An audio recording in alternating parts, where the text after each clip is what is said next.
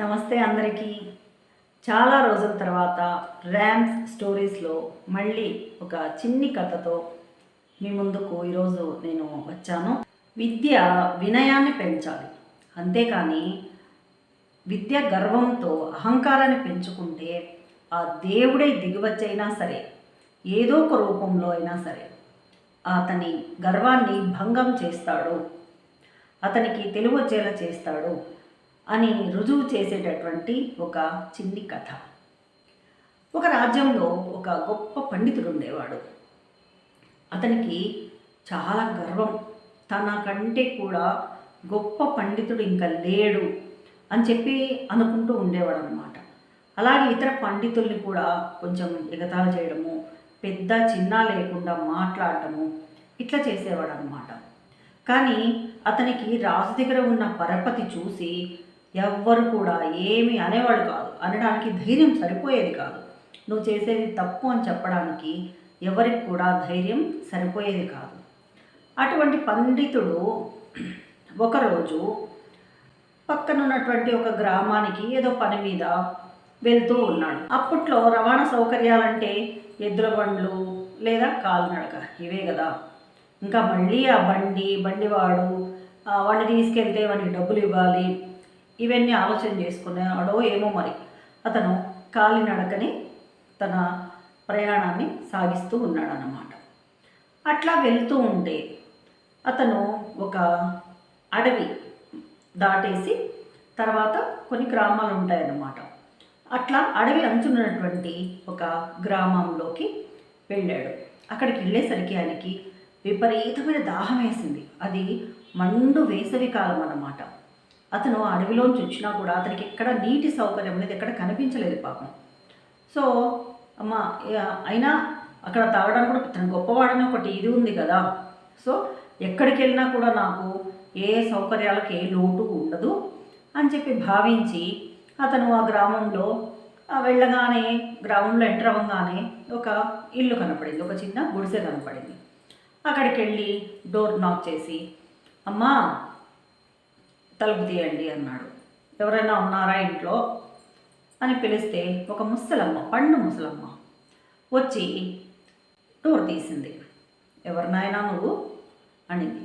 అమ్మా, నాకు విపరీతంగా దాహం వేస్తుంది, నాకు కొంచెం దాహం ఇప్పించు అన్నాడు.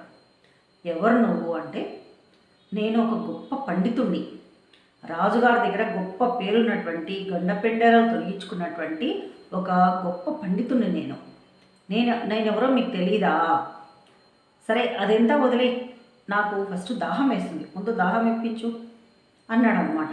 అనగానే ఆవిడ నవ్వేసి, అవునా దాహం వేస్తుందా, సరే నేను కొన్ని ప్రశ్నలు అడుగుతాను, వాటికి సమాధానం చెప్పావు అని అంటే అప్పుడు నీకు దాహం ఇస్తాను నేను. అసలు నువ్వు ఎవరు అని అడిగింది. చెప్తున్నాను కదా నేను గొప్ప పండితుడిని అన్నాడు. అంటే ఓహో నువ్వు గొప్ప పండితుడివా, అయితే లోకంలో ఇద్దరు బలవంతులు, అతి బలవంతులు ఎవరు చెప్పు చూద్దాం అంది. అంటే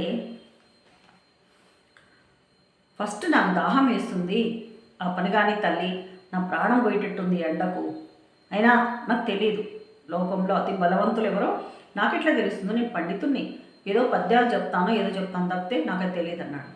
అవునా, ఆకలి దాహం, ఈ ఆకలి దాహం అనేవి అతి బలవంతమైనవి. అవి ఎటువంటి మనిషిని కూడా కుంగదీస్తాయి, ఎటువంటి పనైనా కూడా చేయించగలుగుతాయి ఒక మనిషితో, అవి అతి బలవంతమైనవి అని చెప్పింది. సరే ఒక క్వశ్చన్ అయిపోయింది కదా, సరే ఇంతకు నువ్వెవరు చెప్పు ఫస్ట్ అనింది మళ్ళీ. అంటే నెత్తి కొట్టుకున్నాడు. అవ్వా నన్ను చంపక ఫస్ట్ దాహం ఇవ్వు అన్నాడు. ఇంతకీ నువ్వెవరు అని మళ్ళీ అడిగింది. అంటే నేను బాటసారిని అన్నాడు ఈసారి. అంటే అవునా, ఈ లోకంలో ఇద్దరే బాటసార్లు, నిరంతరం తిరుగుతున్నట్టు బాటసార్లు, ఎవరు వాళ్ళు అని అడిగింది. అంటే నాకు తెలియదవ్వా, నాకు తెలియదు, నాకు దాహంతో ప్రాణం పోతూ ఉంది, మతి పని చేస్తలేదు, నాకు ఆ బాటసార్లు ఎవరో నాకు తెలియదు అన్నాడు. అవ్వ నవ్వేసి, సూర్యచంద్రులు నిరంతరం 24/7 తిరుగుతూనే ఉంటారు, నిత్య సంచారులు వాళ్ళు, లోకంలో ఉన్నటువంటి ప్రతి ఒక్క విషయం చూసేటటువంటి ప్రత్యక్ష సాక్షులు కూడా సూర్యచంద్రులే. వీళ్ళిద్దరే నిరంతర బాటసారులు. అంటే సరే చెప్పేశావు కదా, ఇప్పుడేం దాహం ఇవ్వు అన్నాడు. అంటే ఇంతకీ నువ్వెవరు అడిగింది మళ్ళీ. ఇంక ఈసారి ఇంకా చెప్తే కానీ వదిలేటట్లేదని చెప్పి నేను అతిథిని అన్నాడు. అంటే నవ్వేసి మళ్ళీ అబద్ధం చెప్తున్నావు. ఈ సృష్టిలో ధనం యవ్వనం మాత్రమే అతిథులు. ఇట్లా వస్తాయి, అట్లా వెళ్ళిపోతాయి. ఎప్పుడు వస్తాయో తెలియదు, ఎప్పుడు వెళ్ళిపోతాయో తెలియదు. కాబట్టి ధనం యవ్వనం మాత్రమే మనుషులకు అతిథులు, నువ్వు కాదు అనింది. అవునా, సరే అబ్బా, ముందు దాహం ఇవ్వు నాకు అన్నాడు మళ్ళీ. అంటే లేదు, నువ్వెవరు? మళ్ళీ అదే ప్రశ్న. అవ్వా, నా సహనాన్ని పరీక్షిస్తున్నావు నువ్వు. నా సహనానికి నువ్వు పరీక్షించకు, నాకు ఓపిక లేదు అసలు. ఫస్ట్ నాకు దాహం ఇవ్వు అన్నాడు సీరియస్గా. అంటే అవ్వ నవ్వేసి, లోకంలో ఇద్దరే సహనశీలులు తెలుసా, వాళ్ళెవరో తెలుసా నీకు అని రెట్టించింది. బిక్కమొహం పెట్టేశాడు ఆ పండితుడు. ఎవరో తెలుసా అనింది మళ్ళీ. తలంచుకున్నాడు. భూమి, వృక్షం, ఇవి రెండే అత్యంత సహనశీలులు ఈ భూమి మీద. భూమి, వృక్షం. భూమిని మనము కొట్టు, తిట్టు, తవ్వు, ఏమైనా చెయ్యి, ఎంత నాశనం చేస్తుంటే కూడా మనం బాగుండాలని మాత్రమే కోరుకుంటుంది ఆ భూమాత. ఎందుకంటే ఆమె కన్న పిల్లలం మనమందరము. కాబట్టి ఆమె మనందరినీ బిడ్డలుగా భావిస్తుంది. కాబట్టి ఆమెకు అంత సహనం. అలాగే వృక్షం పెరుగుతూ ఉంటుంది. దాన్ని నరికితే మళ్ళీ పెరుగుతుంది. కొమ్మలు కట్ చేస్తే మళ్ళీ కొమ్మలు వస్తుంది. ఆ పళ్ళకు నువ్వు రాయి పెట్టి కొడితే మళ్ళీ పళ్ళు ఇస్తుంది.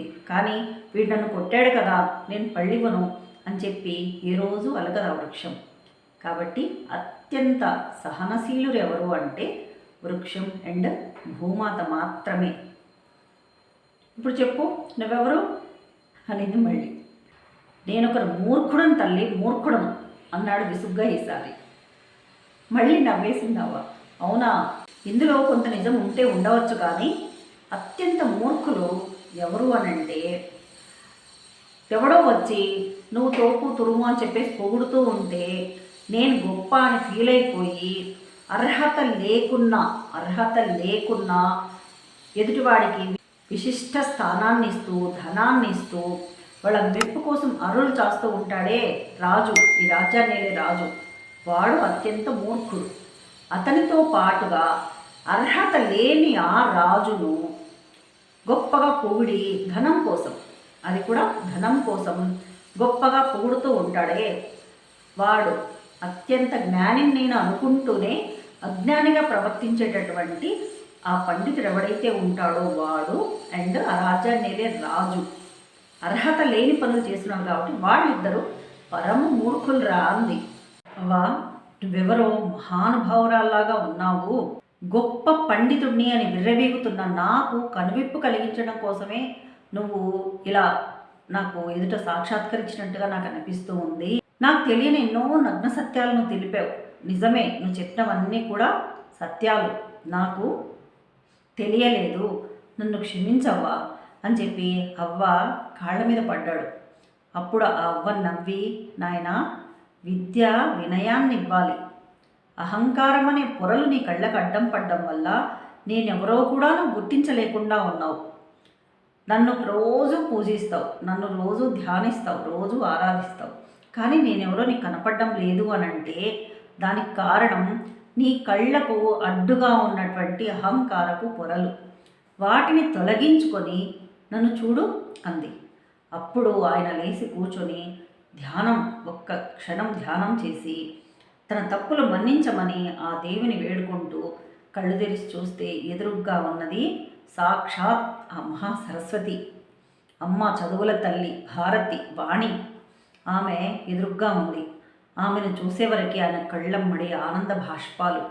అమ్మా, ఈ మూర్ఖుణ్ణి ఉద్ధరించడానికి, అహంపు తప్పించి ఒక మంచివాడిగా నిలబడటానికి క్షమించి నాకు ఎదుర సాక్షాత్కరించావా తల్లి అని చెప్పి స్తోత్ర పాఠాలు చదివాడు అనమాట. అప్పుడు అమ్మ, నాయన నువ్వు ఎంత పండితుడు అయినా కూడా నీలో ఉన్నటువంటి జ్ఞానము అనేది అహం వల్ల కప్పబడిపోయి, ఎలాగైతే పైనటువంటి బూడిదతో లోపల ఉన్నటువంటి అగ్ని అనేది మూతబడిపోయి కనపడకుండా ఉంటుందో, నీ జ్ఞానం అనేది ఈ అహం వల్ల లోపల అణిగిపోయి ఉంది. కాబట్టి నువ్వు అహాన్ని తొలగించుకో. అహాన్ని తొలగించి నీ అంతటి వాడు లేడు అని నువ్వు అనొద్దు. ఎందుకంటే తాడి దన్నేవాడు ఉంటే వాడి తల దన్నేవాడు ఉంటాడు. నువ్వు ఒక రకం పండితుడు అయితే నీకన్నా గొప్ప పండితులు ఇంకా ఉంటారు. లేరు అని మాత్రం భావించకు. అజ్ఞానాన్ని, అంధకారాన్ని తోసేస్తే నీ అంత గొప్ప పండితుడు ఉండడు అని చెప్పి ఆశీర్వదించి ఆమె మాయమైపోయిందనమాట. ఇంతకీ ఆ పండితుడు ఎవరు అని మీరు అనుకుంటున్నారా? ఆయనే మహాకవి కాళిదాసు. ఆ తర్వాతి కాలంలో ఆయన ఎంత గొప్ప పండితుడుగా పేరుగాంచాడో మీ అందరికీ తెలుసు. ఇప్పటికీ కొన్ని వందల సంవత్సరాలు గడిచిపోయినా కూడా కాళిదాసు శకం ముగిసి ఆయన్ని మనం గుర్తుంచుకున్నాము అంటే ఆయన జ్ఞానోదయం పొందినటువంటి వ్యక్తి కాబట్టే, అహాన్ని తొలగించుకొని, అహం అనే ముసుగును తొలగించుకొని మరి బయటపడ్డ మేలిమి ముత్యం వంటివాడు కాబట్టే ఆయన్ని మనం ఎన్ని రోజులు కూడా మనం గుర్తుంచుకోగలిగాం. కాబట్టి మీరు కూడా ఎంత ధనం ఉన్నా, ఎంత విద్య ఉన్నా, వాటిని నీకు దేవత ప్రసాదించినటువంటి వరాలుగా, ఆశీర్వాదాలుగా భావించి ఎదురువాడిని చులకన చెయ్యకుండా నువ్వు ఎప్పుడైతే సమంగా నిలబడగలవో ఆ రోజే నువ్వు గొప్పవాడివి కాగలవు.